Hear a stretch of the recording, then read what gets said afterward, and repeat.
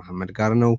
ጃዋር ግብዣችንን ተቀብለህ በመምጣትህና ሀሳቦችን ልታካፍለን ስለፈቀድክ በጣም አመሰግናለሁ። እንዴት ከርመሃል? ብርድ እንዴት እያደረገህ ነው?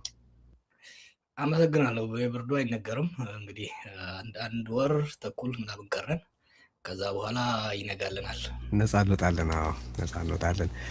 እሺ፣ ብዙ ነገር ነው የምናነሳው። እንዳልኩት በዚህ ሳምንት የፓርላማ ንግግሩ ላይ አብይ የተናገራቸው ነገሮች ብዙ ንግግር፣ ብዙ ክርክር አስነስተዋል። አንተም በድረገጾች ላይ የጻፍከውን ነገር ተመልክቻለሁ። እሱን መሰረት አድርገን እነጋገራለን። እሱ ብቻ ሳይሆን መሬት ላይም ደግሞ ከፍተኛ የሆነ ወታደራዊ እንቅስቃሴዎች አሉ። ፖለቲካዊም የምርጫም ጉዳይ አለ።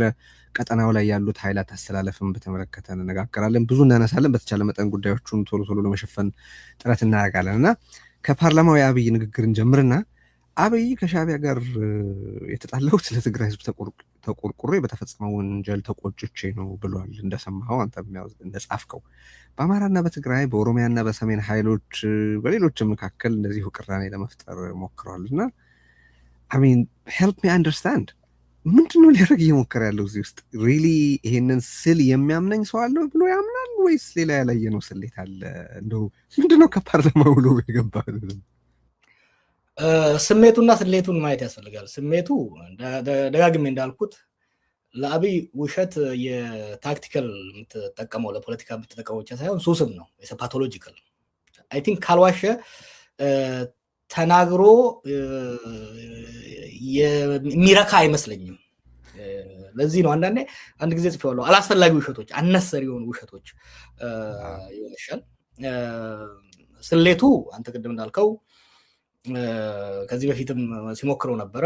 ቤዚካሊ ወደ ጦርነት የገባሁት ሻዕቢያ ኃይሎች ህዝቤን ከኔ ኢማጂን ህዝቤን ስለጨፈጨፉ በዛ ነው የተጣላ ነው ይላል። ይሄን የሚለው ኤርትራን ተጠያቂ ለማድረግ ብቻ ሳይሆን አሁን በትግራይ ኃይሎች እና በኤርትራ ኃይሎች መካከል መቀራረብ መጥቷል ብሎ ስለሚሰጋ ያንን ለማቆራረጥ ያንን በትግራይ ህዝብ ላይ የደረሰውን ቁስል በመፈቅፈቅ ቁርሾውን ለማባባስ እንዲሁም ደግሞ በትግራይ ኃይሎች እና በአማራ ኃይሎች እንዲሁም ደግሞ በኦሮሞ ኃይሎች እና በአማራ ኃይሎች መካከል ከፋፍዬ አሁንም በባሰ እያከፋፈልኩ እንዳይተባበሩ እንዳይደማመጡ በማድረግ የስልጣን እድሜን አራዝማለሁ የሚል ካልኩሌሽን ነው። ግን ስሌቱም ስሜቱም አብሮ ነው። ስሜቱ አለ፣ ካልዋሸ የተናገረ አይመስለውም። ስሌቱ ደግሞ ይነቃብኛል ብሎም አያስብም። ተመጋጋቢ ስለሆኑ ነው። ስሜቱና ስሌቱ ስለሚመጋገቡ ይነቃብልኛል ብሎም ራሱ አላመንም እና በዚሁ መካከል ምንድን ያደረገው ለረጅም ጊዜ ህዝብ የሚያውቀው እውነታ በአፉ በራሱ ላይ ምስክር ስለወጣ አትሊስት ለዛ ልናመሰግነው ይገባል። ግን ከፓርላማ ውሎ በአጠቃላይ የገባህ ምንድን ነው ያገኘኸው ነገር? በጣም ነርቨስ ነው። አሁን በጣም አጣብቂኝ ውስጥ የገባበት ጊዜ ነው። ምክንያቱ ለምን መሰለህ? አብይ ገና ወደ ስልጣን ከመጣ ጀምሮ በደንብ አንድ የረዳው የውጭ ድጋፍ ነው። የውጭ ድጋፍ፣ የኤምሬት ድጋፍ አብይ ስልጣን ኮንሶሊዴት ለማድረግ በሚያደርገው ስራ ውስጥ ከፍተኛ ሚና ነው ያደረጉለት። ከፍተኛ የወታደራዊ ድጋፍ፣ የፋይናንሻል ድጋፍ ኢንጀክት ሲያደርጉለት ነበር። ኤምሬት ይሄንን ድጋፍ ስታደርግለት ሃይ ባይ አልነበረም። የሚጻረራት የሚፎካከራት የውጭ ኃይል አልነበረም። ብቻዋን ነበር የምታደርገው። ለምሳሌ ራሽያ ብትሆን ስትሰጥ የነበረችው አሜሪካኖቹ ይቆጡ ነበር። ቻይና ብትሆን አሜሪካኖቹ ደግሞ ሌላውን ይደግፉ ነበር። ያልነበረም ብቻዋን ነበር ስታደርግ የነበረችው። ባለፈው 2 ወር ግን ምን ተፈጠረ? ሳውዲ አረቢያና ኤምሬት በመጣላታቸው የተነሳ ሳውዲ አረቢያ አሁን አብይን ጨምቃ እየያዘችው ነው። ወይ ከኤምሬት ጋር የምታደርገውን ዳንስ አቁም፣ አለበለዚያ እኛም ያንተን ባላንጦች እንደግፋለን የሚል ግልጽ እንትን አድርጓል። በነገራችን ላይ ብዙ ሰው ኖቲስ ያላደረገው የውጭ ጉዳይ ሚኒስትሩ ጌዲዮን ጢሞቴዎስ ሳውዲ አረቢያ ሄዶ ነበረ። ኤርፖርት ሲደርስ ማንም አልተቀበለው። ለይስሙላ አገኙት። በሚዲያቸውም ላይ ምንም አላደረጉም። እየተማመጠ ነው። ከዚሁም ጋር ተያይዞ ለምሳሌ የሶማሊያንና የጅቡቲን ፕሬዚደንት ጅጅጋ ጋብዞ ያደረገው የመለማመጥ ነው። ተጨንቋል። ምክንያቱም የግብፅ የሳውዲ አረቢያ ጫና ኢትዮጵያ ውስጥ ካሉ ኃይሎች ጋር ተደምሮ በጣም አስቸጋሪ አድርጎበታል። ኤምሬትን ከርቶ ወደ ሳውዲ ለመሄድ ካልኩሌት እያደረገ ነው። ያን ካደረኩ ደግሞ ኤምሬት ስዊች አድርጋ የኔን ተጻራሪ ትደግፋለች የሚል ፍራቻ ውስጥ ነው ያለው።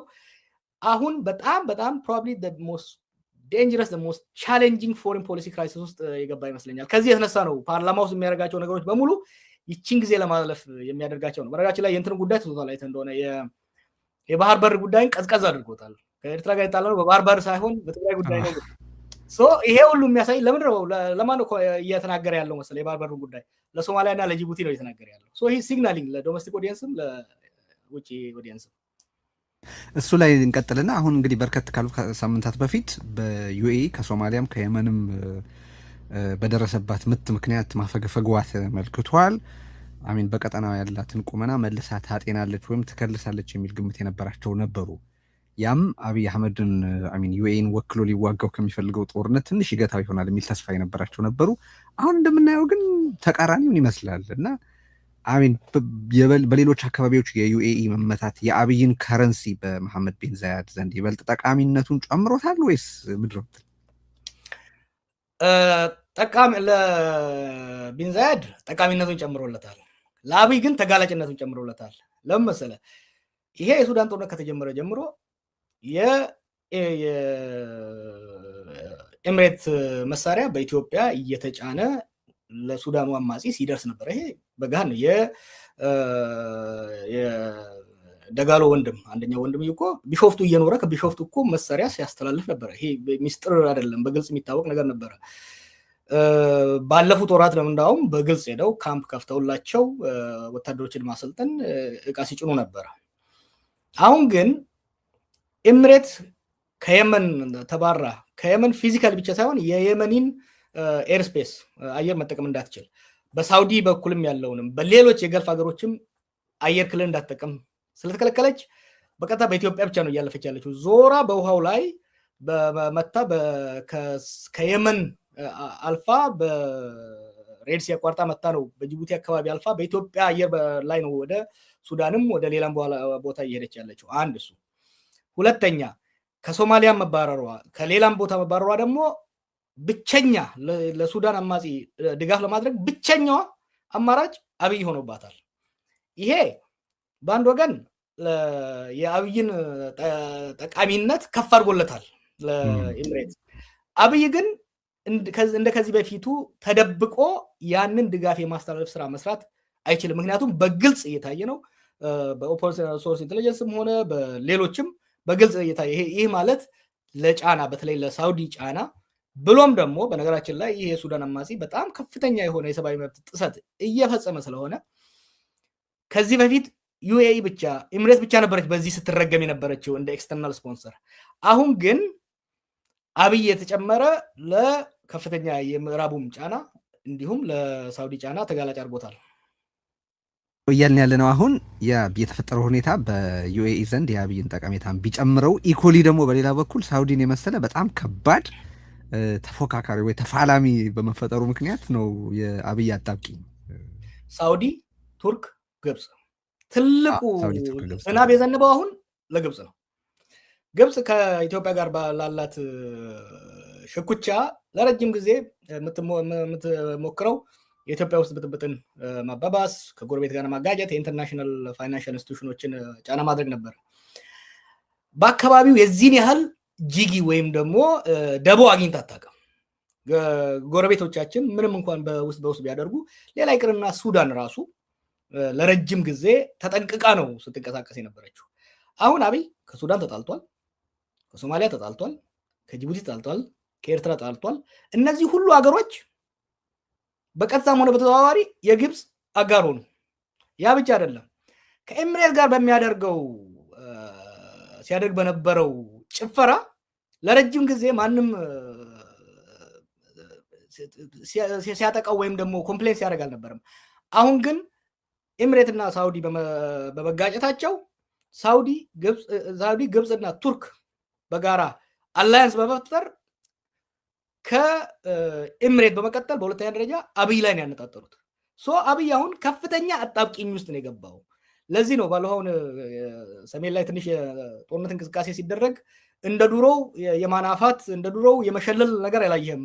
የመፍራት የመርበትበት ዜና ያለመስራት እና ጣት የመቀሰር ነገሮችን ነው እንጂ በለው ጣለው ድፋው የሚል ነገር ያልሰመረው እንደው በአሁኑ ወቅት ወደ ጦርነት ለመግባትም ከጦርነት ለማፈግፈግም ከጦርነት እንዳያፈገፍግ ኤሚሬትን ሊያጣ ሆነ። ወደ ጦርነት እንዳይቀጥል ከሳውዲ እና ከሌሎች ጋር ሊጋጭ ሆነ። አስቸጋሪ ጊዜ ውስጥ ነው ያለው። እዚህ የግብፅ ቀለበት ላይ ትንሽ እንድንቀጥል ፈልጌ ነው። አሁን እየተዘገበ ያለ ነገር አለ። ለምሳሌ ኤርትራን ከሳውዲ ጋር ይበልጥ ለማቀራረብ ግብፅ ጥረት እያደረገች ነው የሚል ዘገባዎች አይተናል። ይሄ እንግዲህ ግብጾቹ ያላቸውን የሀብት እጥረት አጀንዳቸውን ለማስፈጸም በሳውዲ በኩል ማድረግ ይፈልጋሉ። ሳውዲም እዚህ ውስጥ ኢንትረስትድ ናት የሚል ነገር እያነበብን ነው። ኤርትራ ኢፌክቲቭሊ አሁን ቀደም ሲል በጠቀስከው የሳውዲ የግብፅና የቱርክ ስብስብ ውስጥ እንደ ጠቃሚ አጋር እየታየች መሆኑ ግልጽ ነው። ጅቡቲ አለች፣ ይታወቃል ከግብፅ ጋር ያላት ግንኙነት። ሶማሊያ አለች፣ ሱዳን አለች። ከደቡብ ሱዳንም ጋር እንደዚሁ የግብፅ መንግስት ፓክት አለው የምታውቀውና አሚን ይሄ የግብፅ ቀለበት በዚህ ልክ ኢትዮጵያን የከበበበት ጊዜ ኖሮ ያውቃሉ እና ምንስ ማለት ነው ለውስጥ ፖለቲካ? ኔቨር እኛና ግብፅ እኮ ከንጉሶቹ ዘመን በፊት ጀምሮ በአባይ ጉዳይ ስንፋለም የቆየን ነው። እንደ ዘንድሮ እንደ በዚህ ጊዜ ግን ተሳክቶላቸው ያውቃል። ግን እነሱ በሰሩት አይደለም። ቀለበቱን እኛን የሰራንላቸው፣ ቀለበቱን አብይን የሰራላቸው ሙሉ በሙሉ አብይን የሰራላቸው። የነሱ ኢንፋክት ግብፅ ሬላቲቭሊ ደካማ ነች። አሁን ኢኮኖሚ ቀውስ አለባቸው፣ ብዙ ችግር አለባቸው። አሁን ግን ሶማሊያን እነሱ ባደረጉት ስራ አይደለም ወደ ራሳቸው መያዝ የቻሉት፣ አብይ ባደረገው ስህተት ነው። ጅቡቲን አብይ ባደረገው ስህተት ነው። ኤርትራንስ ቢሆን አሁን ኤርትራን በተለይ ሳውዲ አረቢያ ከኤርትራ ጋር የምትቆመው ኤርትራ ጅጊ ስለጠራቻት አይደለም፣ ወይ ደግሞ ለኢሚሬት ብላ ብቻ አይደለም። ይሄንን ወደብ የአሰብን ወደብ አብይ ካልያዝኩ ብሎ የሚሄደው ለራሱ ለኢትዮጵያ አስቦ ሳይሆን ለኢሚሬት በእጅ አዙር ለመቆጣጠር ነው። ኢሚሬት በዚህኛው ሳይድ ያለው ቀይ ባህር ላይ የበላይነት ለመቆጣጠርና የሀገር ማፍረስ ቀውስ ለማስቀጠል ትፈልጋለች። ስለዚህ ሞተን እንገኛለን እንጂ ጅቡቲንም ሆነ የሶማሌ ወደቦችንም ሆነ የኤርትራን ወደቦች ኢሚሬት መያዝ የለባትም። ያንን ወደብ ደግሞ ለመያዝ እየተጠቀመች ያለችው የአብይ እጅ ነው። ስለዚህ የአብይ እጅ እንዳይዝ ከኤርትራ ጎን መቆም አለብን የሚል ካልኩሌሽን አላቸው። ሪሜምበር ሳውዲዎች ዲፕሎማቲካሊ ከግብፅ ጋር ይቆማሉ በናይል ጉዳይ ለረጅም ጊዜ፣ ግን ካላቸው ሌላ የኢንትረስት አጋርነት እንጂ ከኛ ጋር ጸብ አልነበራቸውም። ሳውዲዎች ከኛ ጋር ጸብ አልነበራቸውም። አሁን ግን የኢሚሬት ቀኝ እጅ ሆነን ስለመጣን የኢሚሬት ፕሮክሲ ማርኛውን አላውቀውም፣ ፕሮክሲ ሆነን በግልጽ ስለወጣን ኢሚሬትን እጅ የእጅ አዙር የውጊያ ሜዳ ነው የሆነው። የኢሚሬትን እጅ ለማቋረጥ የአብይን እጅ መቁረጥ ግዴታ ነው ብለው ነው እየሄዱ ያሉት እና ይሄ ከጎን ቁጭ ብላ ስታይ የነበረችውን ግብፅን ትልቋን ሳውዲ አረቢያን ሰጣት። ጎረቤቶቻችንን በሙሉ ደግሞ ከጎኗ እንድትሰለፍ አደረገ። ቤዚካሊ ኢትዮጵያን በጠላት የመክበብ የሙሉ ጊዜ ስራ ነው የያዘው አብይ ማለት የሚቻል ይመስለኛል። በዚህ አኳያ አሁን ይሄንን ሁሉ እንያዝና እንግዲህ መሬት ላይ ያለውን ሁኔታ እንመልከት። ወደ ሀገር ውስጥም ወደ ውጭም እየሄድን ስለምናነሳ የሱዳንንም ነገር በጣም እንድናነሳው ፈልጋለሁኝ በተወሰነ ደረጃ። ግን አሁን እናንተ ይህንን ውይይት በምናደርግበት ወቅት በትግራይ ዙሪያ ከፍተኛ ወታደራዊ እንቅስቃሴ እየተካሄደ ስለመሆኑ እየተነገረ ነው። ማለት ወታደሮች እየተንቀሳቀሱ የጦር ቁሳቁሶች ወደ ትግራይ ወደ አካባቢ እየተንቀሳቀሱ ነው።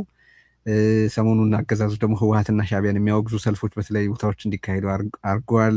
አዲስ አበባ ላይ ትግራይ ተወላጆችን እያሰረ ነው። ተረፈ ያው የሚዲያ ፕሮፓጋንዳውን የቅድመ ጦርነት ፕሮፓጋንዳ የምታውቀው ነው። በተለይ ደግሞ በአማራ ክልል በሰሜን ሸዋ፣ በምዕራብ ወሎና በምስራቅ ጎጃም ስልክና ኢንተርኔት ዘግቶ እየተዋጋ ነው። ኦሮሚያም ላይ እንደዚሁ ስልክ ዘግቶ የሚዋጋባቸው በርካታ ወረዳዎች አሉ። አንደኛ is there any power logic here ማለት ይህን ሁሉ የሚያብራራና የሚያገናኝ። ሁለተኛ መረጃዎችና ትንተና የሚነግሩህ ምንድን ነው? ይሄ የተሰጋው አውዳሚ ጦርነት ምን ያክል ቅርብ ነው የሚለውን በተመለከተ ይኸውልህ ወደ ከተደፋሽ አይነት ነገር ነው የሆነው አብይ። አሁን ባለፈው ዛሬ ወር አካባቢ የጻፍኩት ነበረ። የአፍሪካ ቀንድ ሀገራት በተለይ ኢትዮጵያ ሉዓላዊነቷን አሳልፋ ሸጣለች ለኢሚሬትስ። አብይ በአሁን ባለው አቅምና ባለው ቁመና ከትግራይ ኃይሎችም ከኤርትራ ጋር የመዋጋት ቁመና የለውም፣ ፍላጎቱም የለውም። ነገር ግን ኢሚሬት ጦርነቱን ትፈልገዋለች። ለምን በለኝ፣ በሳውዲ ድጋፍ እና በሌሎች በቱርኮች ድጋፍ፣ በግብጾች ድጋፍ የሱዳን ጦር ኃይል በሳውት ኮርዶፋን ላይ እየገፋ እየመጣ ነው። ያንን ዲፍሌክት ለማድረግ ያንን ለማስቀየስ የሸማቂ ኃይሉ ወይ ደግሞ የአማጺ ኃይሉ የአርኤስኤፍ የሐመቲ ጦር ደግሞ ጫና መፍጠር መቻል አለበት በኢትዮጵያ ድንበር በብሉ ናይል አካባቢ በኢትዮጵያ ውስጥ የሰጠሩ ወታደሮች ጥቃት ከፍተዋል። ያ ብቻ በቂ አይደለም የአርኤስኤፍን ጦር ለማትረፍ ወይም ደግሞ የበላይነት እንዲይዝ ለማስቻል ሱዳን ውስጥ እየተንቀሳቀሱ ያሉ ከዚህ በፊት አይ ቲንክ አርሚ 70 ነው የሚባሉ መሰለኝ የህወሓት ተዋጊዎች አሉ። ኢትዮጵያ ውስጥ ጦርነት በማስከፈት አንድ የህወሓት ጦር ወደ ኢትዮጵያ ፎከስ እንዲያደርግ እንዲሁም ደግሞ የኤርትራ ኃይልም የሱዳን ኃይል እየደገፈ ነው ብሎ ስለሚጠረጥሩ የኤርትራም ኃይል በራሱ ጦርነት ተጠምዶ ከሱዳን እጁን እንዲያወጣ ይፈልጋል ኤምሬት አብይ እንደምንም አድርጎ ሰሜን ኢትዮጵያ ላይ ጦርነት እንዲጀምር እየገፋቸው ነው። ይሄ ባለፉት ወራት እየገፉ ነበር ሪዚስት እያደረገ ኳሷን እያንደባለ ነበር። አሁን ግን አርኤስኤፍ ከፍተኛ ጫና ውስጥ እየገባ ስለሆነ በተለይ ደግሞ ሳውዲ ኃይሏን ጨምራ ከመጣች ወዲህ የሱዳን አማጺ ከፍተኛ ጫና ስር ስለገባ ያንን ጫና ለማቃለል የግድ ኢትዮጵያ ውስጥ ጦርነት መጀመር አለባቸው። ምን አሁን ቅድም መጨረሻ ላይ ስላነሳው ልምጣለ ለምንድን ነው ሰሜን ሸዋ የአማራ ክልል ሰሜን ሸዋ ኦሮሚያ ሰሜን ሸዋ ወሎ ላይ ሰሞኑን ኢንተርኔት አጥቶ ከፍተኛ የአየር ድብደባ እየተካሄደ ያለው ሰላሌ ላይ ምዕራብ ሸዋ ላይ ደቡብ ምዕራብ ሸዋ ላይ በኦሮሚያ ውስጥ ይሄ እየተደረገ ያለው ማለት ነው የላኛውን ጦርነት ከትግራይ ኃይሎች እና ከኤርትራ ጋር ጦርነት ከገባው አዲስ አበባ ቅርብ ያሉት አማጺያኖች ጫና እንዳይፈጥሩበት አስቀድሞ የማዳከምና የማቃለል ስራ ነው እያደረገ ያለው። ብዙ አሁን በስፋት በዲፕሎማቶች ወገን እየተወራ ያለው ከአፍሪካ ዩኒየን ስብሰባ አይ ቲንክ ከሳምንት በኋላ ያ ከተጠናቀቀ በኋላ ወደ ጦርነት እንገባለን የሚል ነገር ነው እየተናገሩ ያሉት የአብይ መልእክተኞች ማለት ነው። እና አሁን የምታየው አብይ ሳይወደው በአዛዦቹና በአሽከርካሪዎቹ የኤምሬት ሰዎች ተገፍቶ ወደ ጦርነት እየገባ መሆኑን የምናየው።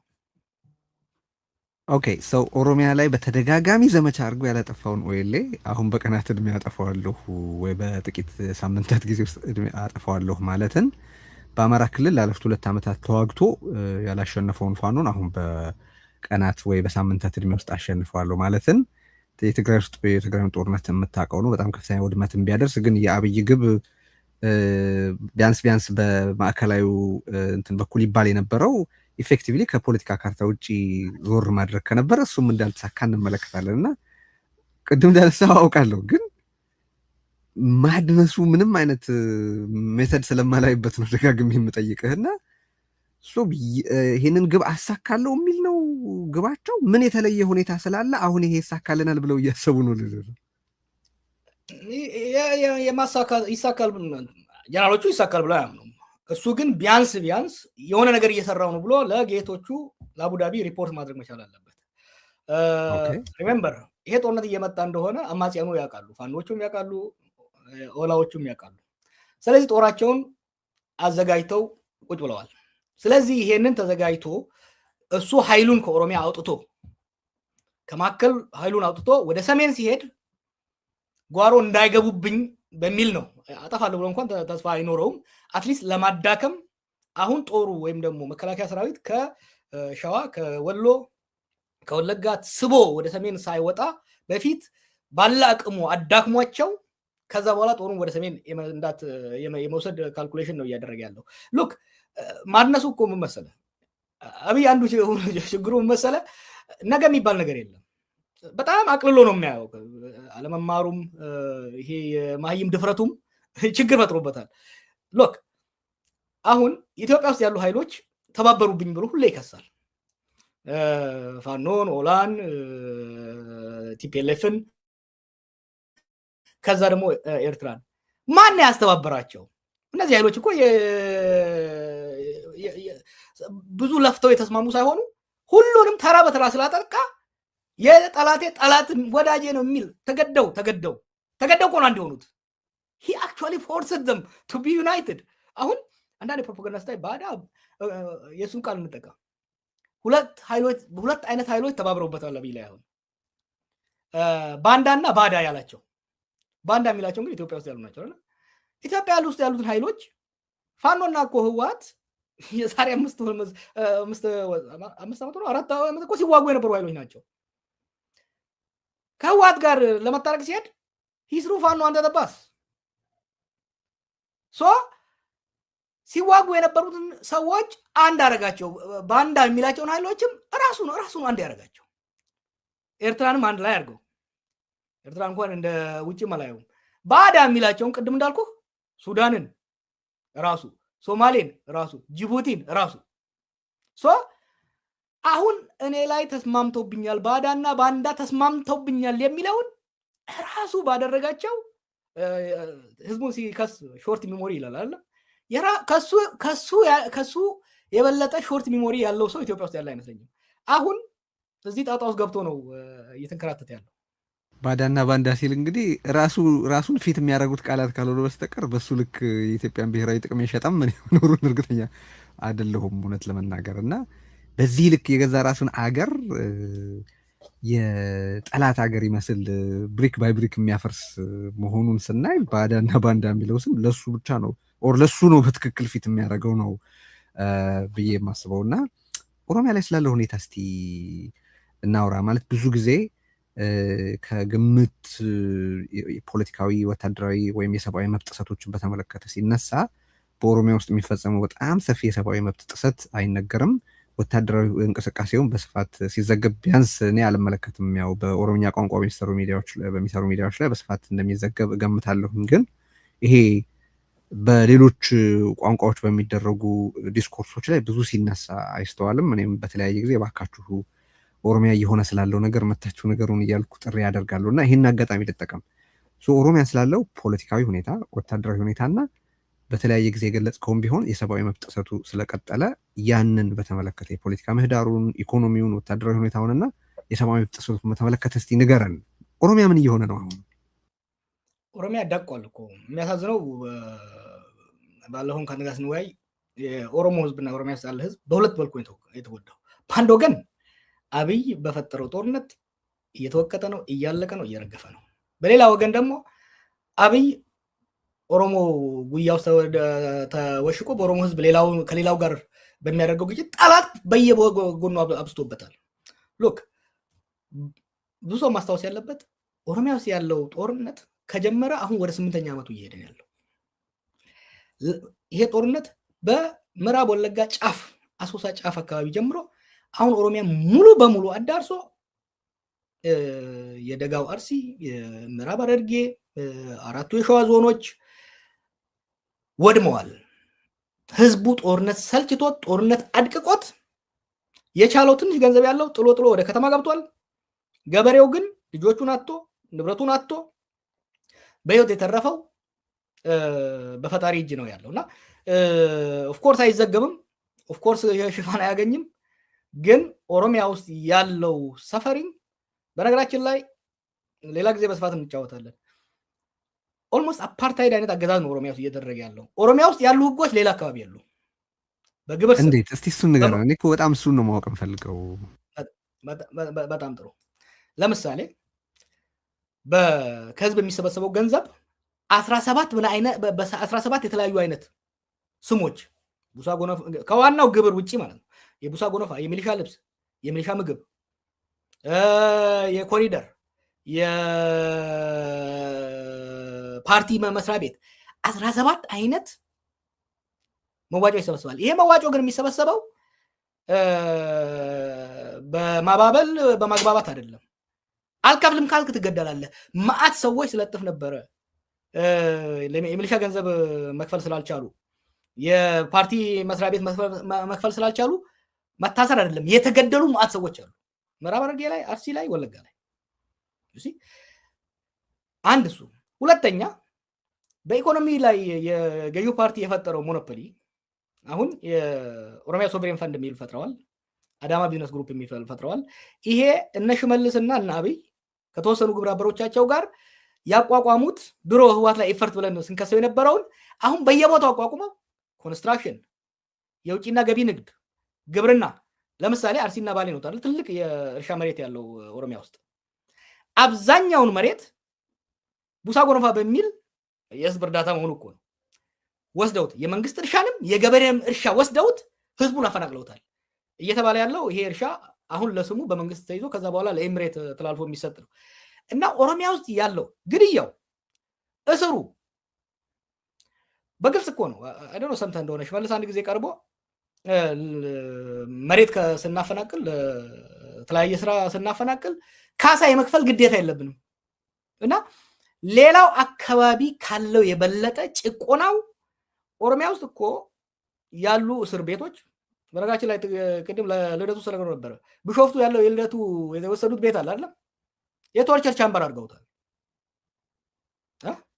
በትምህርት ቤቶች ኦሮሚያ ውስጥ አሁን ያለው we are not exaggerating ቴዲ በአያቴ የኃይለሥላሴ መንግስት ታገለ፣ አባቴ የደርግን ታገለ፣ እኔ ወያኔ ስታገል ነበር።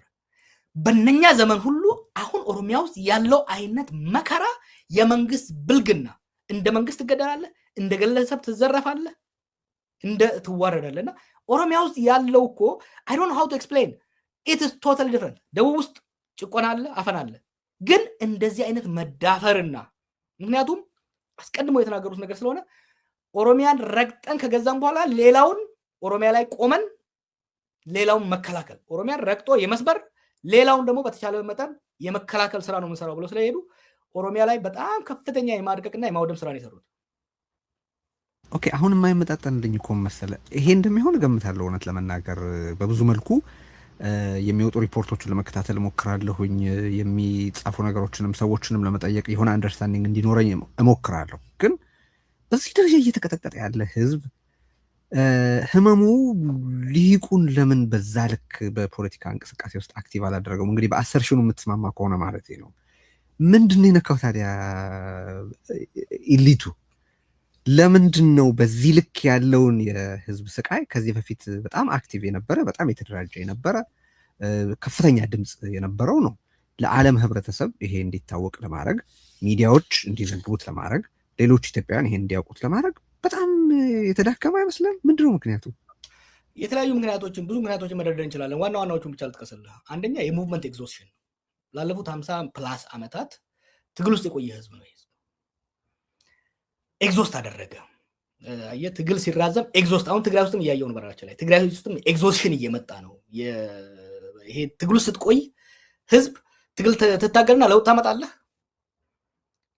ያ ለውጥ ግን የምትፈልገውን ፍሬ አላፈራ ሲል ተስፋ የመቁረጥና በቃ እጅ መስጠት ስርዓቱን ስለወደድከው ሳይሆን ኤግዞስትድ የመሆን የመዳከም የመሰላቸት ነገር አንድ አለ። ሁለተኛ የኦሮሞ ትግል ከሌላ ወገን በመጡ ገዢ ቡድኖች ላይ የተቀረጸ ነበር ለረጅም ጊዜ። አሁን ከአብራኩ የወጡ ሰዎች ስልጣን በመያዛቸው ክፍፍል ፈጥሯል። ምን አይነት ክፍፍል ፈጠረ? አንደኛ አሁን ኦሮሞ በሁለት ቦታ ብቻ ነው የተከፈለው፣ የሚበላና የሚበላ። ከአብይ ጋር ተለጥፎ ሀገር የሚዘርፍ እና በእነ አብይ የሚዘረፍ የሚገደል የሚበላ። the division is only two between the haves and the have-nots። አሁን haves የምንላቸው እየበሉ ያሉትም እየተበሉ ያሉትም ለመታገል ትንሽ የሚያስቸግራቸው ነገር አለ። ሌላው ኤሊት መረዳት አለበት። ምንድነው? በአንድ ወገን ቅድም ያልኩህ ኤግዞሽን አለ፣ በሁለተኛው ግን ለውጥ ቢመጣ ነገሮች ይሻሻላሉ ወይስ ይባባዛሉ የሚል ክርክር አለ። ይሄ ስቴት በእኛ ስም ነው ይሄ ሰውዬ ስልጣን ላይ ያለው። ይሄ ሰውዬ ቢወገድ ይቺ ሀገር በእኛ ስም መፍረሷ ነው ወይ? are things going to be better or worse? አንድ እሱ ነው። ሁለተኛ ከሌሎች እየታገሉ ያሉ ኃይሎች በተሳሳተ መልኩ አብይን ከኦሮሞ ጋር አያይዘው ሲያደርጉ የነበረው እንኳን የተሻሻለ መጥቷል። ባለፈው አንድ ዓመት ሲያደርጉ የነበረው ዘመቻ አብይ ከፍተኛ ገንዘብ አፍስሶ ከሚያደርገው እኔ የኦሮሞ መንግስት ነኝ እኔ ከሄድኩ ይበሏቸዋል ከሚለው ጋር ተመጋግቦ የተወሰነውን ኤሊት አብይን እንዲደግፍ ሳይሆን አትሊስት ሽንጡን ወጥሮ እንዳይታገል አድርጎታል። ከዚህ ጋር የተያያዘ ነው የሙቭመንት ኤግዞሽን አለ። ሌላው ደግሞ አንሰርቴኒቲ about the future። ቀጥሎ የሚመጣው አንደኛ አገር በስማችን ይፈርሳል ወይ? ይሄን ስልህ ስርዓት ውስጥ ያሉ ጀነራሎቹ፣ ሚኒስቴሮቹ ይሄ የዚህ ሰውዬ እብደት ኦሮሞንም ኢትዮጵያንም ለአደጋ እያደረሰ መሆኑ ኮንሰንሰስ አለ ኦሮሞ ውስጥ። የሚገርም ግን ወጥረን ብንታገል አንድ ሀገር ይፈርሳል። ሁለተኛ ይሄ ከሌላው ቦታ የሚደረገው ፕሮፓጋንዳ መጥቶ የባሰ ያጫርሰናል ወይ የሚል ስለ ወደፊት የመስጋት የመጠራጠር ሁኔታ ነው የሚታየው። እሺ እንግዲህ ይሄ አይ ቲንክ የበለጠ መነገር የበለጠ ማወቅ አለብን። በኦሮሚያ ባሉ ወገኖቻችን ላይ የሚፈጸመውን ነገር ሁሉ በሌላ ቦታ የሚዘገበውን የሚታየውን የሚነገረውን ያክል በስፋት ውይይት ሊደረግበት ይገባል ብዬ አስባለሁ። እና ትንሽ ወደ ዙም አውት እናድርግ፣ ወደ ቀጠናው ጉዳይ ቅድም እንመለሳለን ስላልኩኝ ያወራ ነው ቅድም ስለ ሚድል ፓወርስ ነበረ። እዚህ ውስጥ የሌላ ሀያሉን ሚና በተመለከተ እንግዲህ ከዚህ ቀደም ኢትዮጵያ በተለያየ ጊዜ ወይ በሶቪየት እና በአሜሪካ መካከል፣ ያው በንጉሱ ጊዜ አሜሪካ፣ በደርግ ጊዜ ሶቪየት፣ ከዛ በኢህአዴግ ጊዜና አሜሪካ እና ቻይና መካከል ነበር ጨዋታው። አሁን ወደ ሚድል ፓወርስ ወርዷል ነገርየው። በአንተ እይታ ይሄ የቀጣናው የአፍሪካ ቀንድ ቀጣና በአሜሪካና በመሰሎቿ ቶታሊ ለሚድል ፓወርስ አውትሶርስ ተደርጓል? ሰሞነኛው የአፍሪኮም ምንድነው ጉብኝት በኢትዮጵያ ውስጥ የነበረው ውይይትስ ምንን ታሳቢ ያደረገ ነው? የእነዚህ ኃይላት ሚና አሁን ኢትዮጵያ ውስጥ እየሆነ ባለው ነገር ውስጥ ምንድን ነው የሚለውን ጥሩ ነው ያነሳው። እንግዲህ ሁለት ኃይሎች የእኛን አካባቢ እያራወጡት ነው። በዓለም ላይ ሁለት አይነት ፉክክር እየተካሄደ ነው። አንዱ በሱፐር ፓወር ወይም በዋና ሀያላን ሀገራት በሶስቱ በአሜሪካ በራሽያ እና በቻይና መካከል ያለው ፉክክር ጦፏል። የአሜሪካ የበላይነት እየተሽቆለቆለ ቻይና እየወጣች ራሽያ መሀል ላይ እየተጫወተች ያለችበት ሁኔታ ነው ያለው። በሌላ ወገን ደግሞ በየአካባቢው ሚድል ፓወር የምንላቸው ማዕከለኛ ባለፉት 20-30 ዓመታት የኢኮኖሚና የወታደራዊ ኃይላቸውን እያፈረጠሙ የመጡ በውስጥ የኢኮኖሚ መረጋጋትና የኢኮኖሚ እድገትን የውስጥ ጸጥታና መረጋጋትን አስፍነው አሁን ወደ ጎረቤቶቻቸውና ወደ አካባቢው የበላይነት ሪጂናል ሱፐርማሲ ለመፍጠር የሚያደርጉ እንቅስቃሴዎች አሉ። እኛን አካባቢ አሁን አፌክት የሚያደርጉት ኤምሬት፣ ቅድም ያልነው ቱርክ፣ እስራኤል፣ ሳውዲ አረቢያ እነዚህ ምን ፈጥሮላቸዋል መሰለ?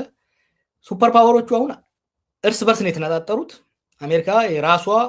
አሜሪካና ምዕራቡ ኃይል የራሱ የውስጥ ሪቮሉሽን የውስጥ ቀውስ ላለፉት 80 ዓመታት ታይቶ የማይታወቅ ቀውስ ውስጥ ነው ያሉት።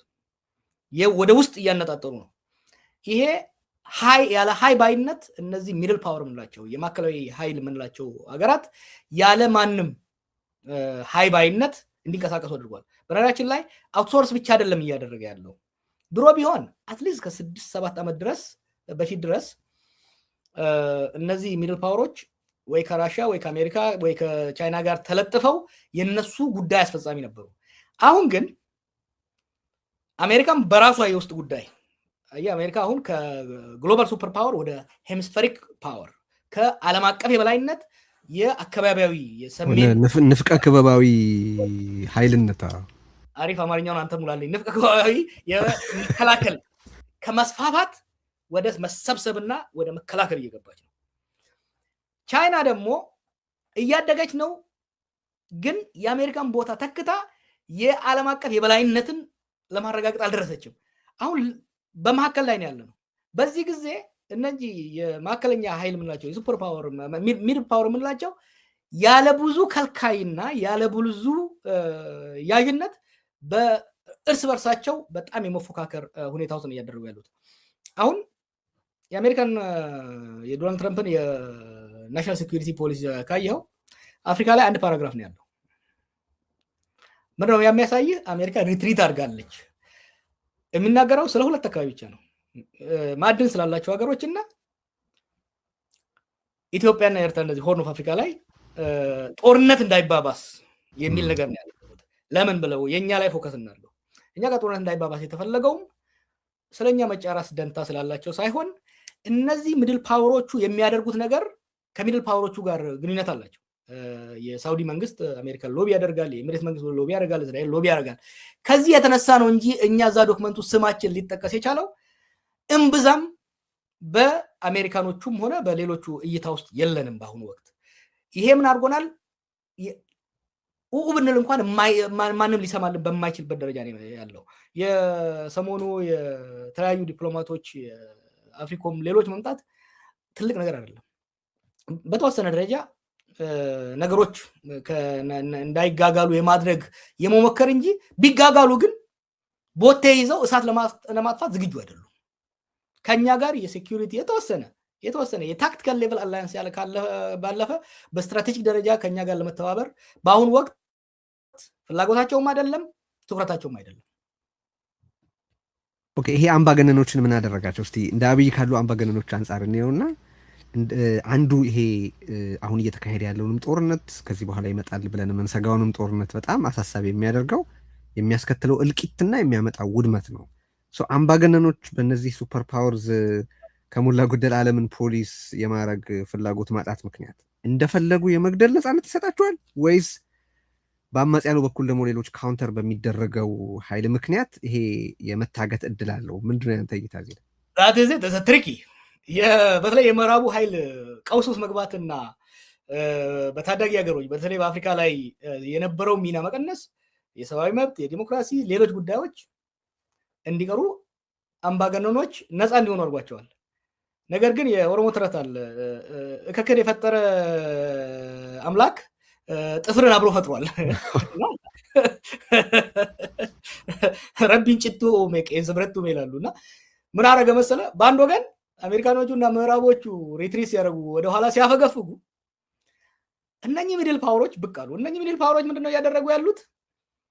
አንዱ አምባገነን ከአንዱ ጋር ሲለጠፍ ሌላው የሚድል ፓወር ደግሞ የማከለኛ አቅም ያለው መንግስት ደግሞ አማጺን የመደገፍ በተለይ ደግሞ ሁለት ፊሎሶፊ ነው እየተከተሉ ያሉት። ሰው በደንብ መረዳት አለበት። እኔ ለምን ከኢሚሬት ጋር የሚደረገው ዳንስ የአብይ ተቃዋሚ ስለሆንኩ ብቻ ሳይሆን ለኢትዮጵያ አደጋ አለው ብዬ የማስበው የኢሚሬት ፊሎሶፊ እና የቱርክ የሳውዲ ፊሎሶፊ ኤክስፓንሽኒስት ፊሎሶፊ የጂኦፖለቲካል ኢንፍሉዌንሳቸውን የጂኦፖለቲካል የበላይነታቸውን ለማረጋገጥ የሚከተሉበት ፊሎሶፊ ይለያያል። ኢሚሬት በጣም ትንሽ ሀገር ነች፣ የንግድ ማዕከል ነች። እስጀስ ሾፒንግ ሞል ይላል አንድ አሜሪካዊ ጓደኛዬ። ምንድነው እነሱ የሚፈልጉት? በአብዛኛው ከኢትዮጵያ በስተቀር በአብዛኛው አካባቢ ላይ አማጽያንን ነው፣ መንግስታትን በማዳከም አማጽያንን የሚደግፉት። መንግስታት እንዲፈርሱ ነው የሚፈልጉት። ሶሪያም ላይ ይሁን፣ የመን ላይ ይሁን፣ ሊቢያ ላይ ይሁን፣ ሱዳን ላይ ይሁን፣ ሶማሊያ ላይ ይሁን አማጽያንንና አማጽያንን ብቻ ሳይሆን ሪጂናል ተገንጥሎ ሀገር የሚሆን አይደለም። ከኬኦስ ነው የምናተርፈው የሚል ነው። ስታቢሊቲ ሳይሆን ኬኦስ ነው የሚጠቅመን የሚል እይታ ነው። አዎ ለምን መሰለህ? ምንድነው እነዚህ ኤሚሬቶች የሚፈልጉት? ማዕድን ነው የሚፈልጉት። የሎንግ ተርም ኢንቨስትመንት የሚያስፈልግ ነገር ሳይሆን ኤክስትራክቲቭ ኢሚዲየትሊ የምትወስደውን አይነት ሪሶርስ ነው የሚፈልጉት። ይሄንን ደግሞ አንድ ሀገር ሉዓላዊ ሀገር ከሆነ ለምሳሌ አንድ ሉዓላዊ ሀገር ጋር ረጋ አይቻልም። ረግጠህ ራሱ ያንተ ራሱ ደጋፊ ቢሆን አላያንሱ ካንተ ጋር ቢሆን ራሱ ሉዓላዊ ሀገር ፈርጠም እየሄደ ፈርጠም እያለ የመሄድ አቅም አለው።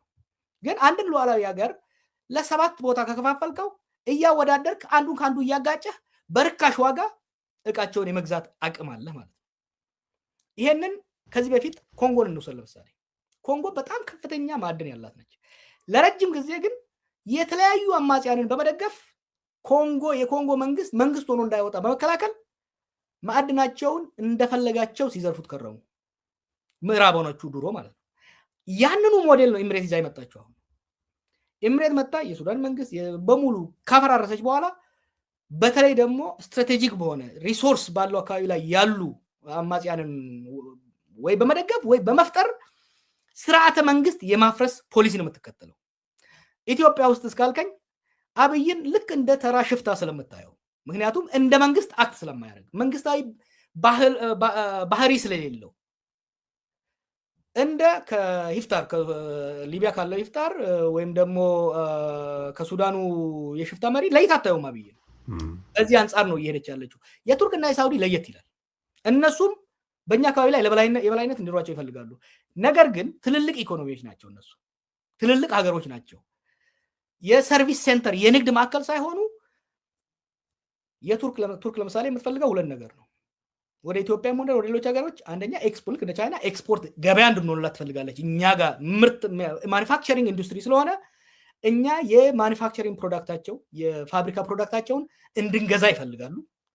ሁለተኛ በአሁኑ ወቅት በኮንስትራክሽን በተለያዩ ፕሮጀክቶች አቅማቸው እየጠነከረ ስለሆነ እኛ ጋር በመምጣት የኛን መንገዶች በመስራት የኛን ሌሎች በመስራት እኛ ጋር ማትረፍ ይፈልጋሉ። ለዚህ ስቴት ሜኪንግ ኢንቨስትመንት ነው ማድረግ የሚፈልጉት። ስርዓተ መንግስትን ተለጣፊም ቢሆን ግን ስርዓተ መንግስትን የሚያስቀጥል ነገር ነው የሚፈልጉት። ሳውዲም እንደዛ። ሳውዲ ማለት የአካባቢያችን ትልቁ ኢኮኖሚ ነው። አሁን ወደ 35 ሚሊዮን 40 ሚሊዮን የሚሆን ህዝብ ያለው ነው። የእርሻ መሬት የለውም።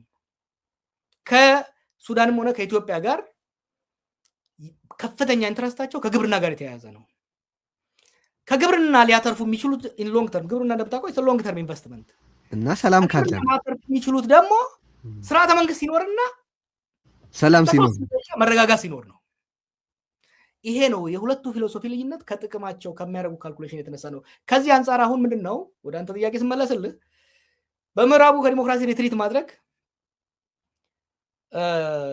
አምባገነኖችን የሚጠቅም ቢመስል ደግሞ ሁለት የተለያየ ፊሎሶፊ ተከትለው የሚመጡ የአካባቢ የበቀሉ የሚድል ፓወሮች መምጣት ደግሞ አምባገነኖች እንደፈለጋቸው ጨፍልቀው ለመኖር እንዳይችሉ አማጺዎቻቸው እንዲጠናከሩ እድል የሰጠ ሆኖ ታይቷል። ስደምረው ግን ለሀገርና ለህዝብ በተለይ ለሀገረ መንግስት ግንባታ ከፍተኛ አደጋ ከፍተኛ ፈተና የሚያመጣ ሂደት ነው። ኦኬ፣ አብይ ከዩኤኢ ጋር ተባበረ፣ ኢትዮጵያን ቨሰል ስቴት አረጋት እንላለን። ግን ምን ማለታችን ነው? የዩኤኢ ጣልቃ ገብነት ምን ድረስ ነው ሪሊ በትክክል ይቀመጥ ቢባል በኢትዮጵያ ውስጥ? የሁለት ሀገሮች ግንኙነት ፓርትነርሽፕ ወይ አጋርነት ሊሆን ይችላል ወይ ተለጣፊነት ሊሆን ይችላል። ልዩነቱ ምንድን ነው? አጋርነት እኔ እንደ አንድ ሀገር መሪ ሆንኩ፣ አንድ ሀገር ካለኝ አንተ አንድ ሀገር ካለህ አንተ በኢንቨስትመንት ሊሆን ይችላል፣ በወታደራዊ ድጋፍ ልታደርግልኝ ትችላለህ። እኔ ደግሞ አንተ የሌለህን መሬት ሊሆን ይችላል፣ ሌበር ሊሆን ይችላል አቀርባለሁ። ሉዓላዊነታችን ነው።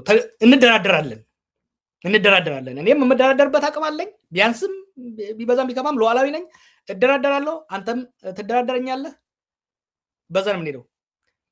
ኢትዮጵያን ለምሳሌ እንውሰድ። በደርግ ጊዜ አሁን ኢትዮጵያ በጣም የተለጠፈችው በደርግ ጊዜ ነው ከሶቪየት ጋር። የዛ ጊዜ እንኳን ቢሆን እንደ መንግስት ነው ሄደን ትብብር ውስጥ የገባ ነው። አሁን ግን ኢሚሬቶቹ እንደዛ አይነት ነገር አያደርጉም። መንግስት ለመንግስት የሚባል ነገር አይፈልጉም። ከግለሰቦች ጋር ነው። ይሄ እኔ እኮ ፐርሰናል ያየሁትን እንደምነግርህ። ስትሄድ አሁን ስለ ሀገር አይደለም የሚያዋይሩ፣ ስለ ክልል ራሱ አያናግሩም። ስለ አንተ ጥቅም ነው የሚያዋሩ። ምንድን ነው ተለጣፊ ወንድ የምንለው? ከነሱ ጋር የምናደርገው ግንኙነት አንደኛ መንግስታዊ አይደለም፣ ኦፊሴላዊ አይደለም፣ ግለሰባዊና ኢ ኦፊሴላዊ ነው። ከአብይ ጋር ብቻ ሳይሆን አሁን አልፈው ከጀነራሎቹ ጋር ከክልል ፕሬዚደንቶቹ ጋር ግንኙነት ፈጥረዋል። ትንሽ ብትቆፍር ብዙ ነገር ታያለህ። ኢ መንግስታዊ ነው፣ ከመንግስታዊ ጋር የሚሄድ አይደለም። መንግስት ለመንግስት የኢምሬት መንግስትና ዩናይትድ አረብ ኤምሬትስ መንግስትና የኢትዮጵያ መንግስት አይደለም። አብይና ቢን ዛይድ ናቸው፣ ወይ ደግሞ ከዛው እንደወረደ ይሄዳል። አጋርነቱ ተለጣፊ ነን የምለው ለምን መሰለህ? ኤምሬትስ አሁን ኦፊሻሊ የምናውቀው ወደ 4 ቢሊዮን ከዛ በላይም ኢትዮጵያ ላይ እንዳፈሰሰች እነሱን እስከ 10 ቢሊዮን ይናገራሉ። ኢትዮጵያ ላይ እንዳፈሰሱ እናያለን። ይህን ነው ያ ገንዘብ ሄደው። በኤምሬት የተገነባ አንድ መንገድ አለ ኢትዮጵያ ውስጥ? በኤምሬት የተገነባ አንድ የመብራት እንትን አለ? ትምህርት ቤት አለ? ኢንፍራስትራክቸር አለ? በኤምሬት ገንዘብ የፈጠርነው የስራ እድል አለ ወይ? የሚያሳየኝ ሰው ካለ ለመታረም ሬዲ ነኝ። አይ ሃቭ ኖት ሲን ኢት። ለምሳሌ ከቱርኮቹ ጋር ነበረ የኢህአዴግ መንግስት አይደለም? ኮራፕሽን ውስጥ ገብተዋል፣ ምንም ጥያቄ የለውም። ግን የባቡር መንግስት ሰርተዋል፣ እየሰሩ ነበረ። የጨርቃጨርቅ ሰርተዋል። ቻይናዎቹን ውሰዳቸው።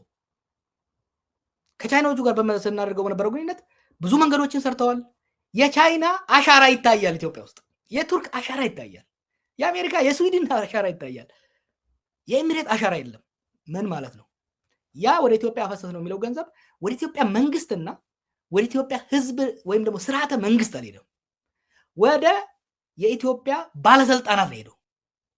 ስለዚህ ግለሰቦቹ ብሔራዊ ጥቅምን ሳይሆን ግለሰባዊ ጥቅምን እንዲያስቀድሙ ማድረግ ኤምሬት ቤዚካሊ ከኛ ውስጥ ግለሰቦችን፣ መሪዎችን፣ ጀነራሎችን ነው የገዛችው። ከኢትዮጵያ መንግስትና በኤምሬት መንግስት መካከል ግንኙነት የለም። ይሄ ነው ተለጣፊ የሚያደርገን። ቫሳል ስቴት የምንለው ምንድን ነው? ሙሉ በሙሉ አመራሩ በውጭ ሀገር ተገዝቶ የሚሰራው ስራ የሀገራዊ ጥቅምን ለማስቀደም ሳይሆን የግለሰብ ጥቅምን ለማስቀደም ሄዶ ባደረገው ስምምነት እጁ ተጠምዝዞ ተላላኪ ሆኖ የሚሰራው ማለት ነው። ከዚህ ጉዳይ ከመውጣታችን በፊት አንድ ነገር ልጨምር። አኔክዶት ስለምሰማ ነው። አንዳንድ ዲፕሎማቲክ ሶርስስ ሳዋራ አንድን ጉዳይ አብይ እንዲፈጽምልህ ከፈለግ አብይን ከማናገር ይልቅ ቢን ዛይድን ማናገር ይቀላል ይላሉ። እና ማሳያዎች አሉ ልትነግረን የምትችል የደህንነት መዋቅሮቻቸው አዲስ አበባ እንዳሉ ቀደም ሲልም አንስተናል። በተለያየ ጊዜ ይጠቀሳል። በኢትዮጵያ መከላከያ፣ በኢትዮጵያ ወታደራዊ ሚስጥሮች ሁሉን አይነት ሉዓላዊነቶች አሚን ሬፕ እንዳደረጉት ግልጽ ይመስላል። አሁን ላይ የዩኤኢ ሰዎች ግን እንደው ለሰው የበለጠ ስዕል የሚሰጡ አኔክዶት ካሉ ብዬ አንተ የምታስታውሰው ልንገርህ። የትግራይ ጦርነት ለማብቃት ሲል እነ ፌልትማን መጀመሪያ የት ነበር የሚሄዱት? ከዋሽንግተን አዲስ አበባ ነው የሚሄዱት ወይስ ከዋሽንግተን አቡዳቢ ነበር ሲሄድ የነበረው? ኢትስ ቬሪ ኦብቪየስ። አሁን ባለፈው ሌላ አኔክዶት ልስጥህ፣ የውስጥ ልተውና በፐብሊክ ያለውን ልስጥህ። ዶናልድ ትራምፕ ስለ ግብፅና ኢትዮጵያ ሲጽፍ ባለፈው ኮፒ ያደረገው ለማን ነው? ለአቡዳቢ እና ለሪያድ እኮ ነው። ኢትዮጵያን መጨረሻ ላይ ያስገባው። አሁን ግልጽ ሆኗል። አብይ አንድ ነገር እንዲፈጽም ከፈለግ ቢን ዛይድን የምትናገረው። ቢን ዛይድ ካዘዘው አብይ እምቢ ማለት አይችልም የሚል መደምደሚያ። አሁን የሳውዲ መምጣት ጉዳዮቹ ሚስጥር አወጣ እንጂ ዲስ ኢዝ ሲክሬት እያፈርንበት የምናውቀው። እኔ ባለፈው ላለፉት 7-8 ዓመታት እነኚህ የሚድል ኢስት ሀገሮችን እየሄድኩም አመራሮቹንም ቲንክ ታንኮቹንም ሳገኛቸው ነበረ። ኢትስ ኖት ሲክሬት። በውስጥ እኛ ኢትዮጵያኖችንም የምናወራው ዲፕሎማቶችም ሲያወሩት የነበረው አሁን በግልጽ በትዊተር ስለወጣ ነው እንጂ የሚያስገርመው አብይ የቢን ዛይድ እንደውም የዩናይትድ አረብ ኤሚሬትስም አይደለም ነገራችን ላይ የቢን ዛይድ ግለሰባዊ ጉዳይ አስፈጻሚ መሆኑ ልክ እንደ አርኤስኤፍ ዳጋሎ ሐሜቲ እንደ ሂፍታር ሶማሊያ ውስጥ በተለያየ ዞን እንዳሉት ዋርሎርዶች አብይ እንደ ሴም ሌቭል ነው የሚያስፈጽመው። አሁን እኮ ልንገርህ፣ ለምሳሌ አሁን የኢትዮጵያ መከላከያ አሰስመንትም የሌሎች ሴኪሪቲ አናሊስቶች አሰስመንትም የኢትዮጵያ መከላከያ አሁን ባለው ሁኔታ ወደ ጦርነት መግባት አይችልም። አብይ ራሱ ይስማማበታል። አሁን ጦርነት መግባት አይፈልግም ቢሆንለት። ነገር ግን የቢን ዛይድ ተላላኪ ሱዳን ውስጥ ጫና ውስጥ ስለገባ ያን ጫና ለማቃለል የትግራይ ኃይል ከሱዳን ተስቦ ወደ ትግራይ እንዲመለስ የኤርትራ ኃይልም ወደ ራሱን ወደ መከላከል እንዲሄድ ጦርነት ክፈት ብለውት እየገፉት ነው። ይሄን ምለው ነው እኮ አይደለም ወዳጄ። ይሄ እኮ የአብይ ውጭ ጉዳይ ሚኒስትር የአብይ ደህንነት ሰዎች ለዌስተርን አሁን ጦርነት አትግቡ፣ ከኤርትራ ጋር ጦርነት አትግቡ አቅዝቅዙ ሲሉ እኛ እናቀዘቅዛለን፣ እስቲ አቡዳቢን ቀዝቀዝ አድርጉልን ነው እየተባለ ነው። እሺ ወደ ሌላ ነገር እንሻገር። አሁን ይሄ ሁሉ ኬኦስ፣ ይሄ ሁሉ አሳዛኝ፣ አስጊ፣ አስፈሪ ሁኔታ እየተወራ ደግሞ በሌላ በኩል የምርጫ ተረክ አለ አገዛዙ የሚገፋው ሰው። አንድ ጥያቄ ማንሳት ፈልጌ ነው ከዚህ ጋር በተገናኘ አሁን ኢትዮጵያ ውስጥ ባለው እስካሁን ድረስ ባወራነው ጠቅላላ ሁኔታ አንጻር ምርጫን በተመለከተ ትክክለኛው አቋም ወይም ስትራቴጂ ምንድን ነው? ምርጫውን ጨርሶ አለመሳተፍ ነው ወይስ በምርጫው ተሳትፎ አገዛዙን ማጋለጥ ነው? በአንተ እይታ ምንድን ነው? እኔ ኖርማሊ እንደምታውቀው ያለውን እድል በሁሉ በመጠቀም ትግል ማድረግ ጥሩ ነው ብዬ ነው የማስበው። አሁን ባለው ኢትዮጵያ ውስጥ ተጨባጭ የኢትዮጵያ 2/3 የሚሆነው ህዝብና መሬት ስፋት ያለው አማራና ኦሮሚያ ክልል ውስጥ ነው። አማራና ኦሮሚያ ክልል ውስጥ ፕራክቲካሊ መወዳደር አትችልም። የማትችለው በኢህአዴግ ጊዜ ስለሚያፍንህ ነው ስለሚያስረው ነው አይደለም። ተቃዋሚ በአገናዊ ስርዓት ውስጥ ያለ ተቃዋሚ ለመታፈን ለመታሰር ዝግጁ መሆን መቻል አለበት። ዝግጁም ነው። ነገር ግን አሁን ባለው ሁኔታ ትገደላለህ። የምትገደለው ደግሞ ማን እንደገደለህ አታውቅም። ይህ መንግስት ስቴትለስነስ፣ ሎለስነስ፣ አናርኪ ነው ያለው። ለምሳሌ የኛ ፓርቲ ኮፈሌ ላይ ይሁን ቤጊ ላይ ሄዶ ይወዳደር ብትለው ተው፣ ቤጊ አይደለም ሱሉልታ ላይ ሄዶ ለመወዳደር አንድ ሚሊሻ ግንባሩን ሊለው ይችላል ያለምንም ጣጣ። ስለዚህ ተወዳዳሪን እጩን በማቅረብ ያ እጩ እንዲገደል ለሞት ማጨት፣ ለዛም ለተራ ሞት ሚኒንግለስ የሆነ ትርጉም አልባ ሞት ማጋለጥ ነው። አማራ ውስጥም ኦሮሚያ ውስጥም ዶክተር ደሳለኝ ጫኔ ትላንት ያለውን አይተዋል። አንድ እሱ ነው። ሁለተኛ አሁን ባለው ሁኔታ አሁን ፓርቲዎቹ አብዛኞቹ ታክቲካል በተወሰኑ ቦታዎች ላይ ብቻ እንዳይሰረዙ ከምርጫ ቦርድ እንዳይሰረዛቸው እየገቡ ነው የኛም ፓርቲ ኦፌኮ እሱ ላነሳብ ነበር። እሺ ከዛ ውጪ ግን ቢመረጡ አሁን አብይ ምንድነው እያደረገ ያለው? የተለያዩ መሪዎችን የተለያዩ ሰዎችን እየሄደ ይሄን ያህል ወንበር ሰጣችኋለሁ እያለ ለማባበል እየሞከረ ነው። ሄር ኢዝ ዘ ኩዌስችን።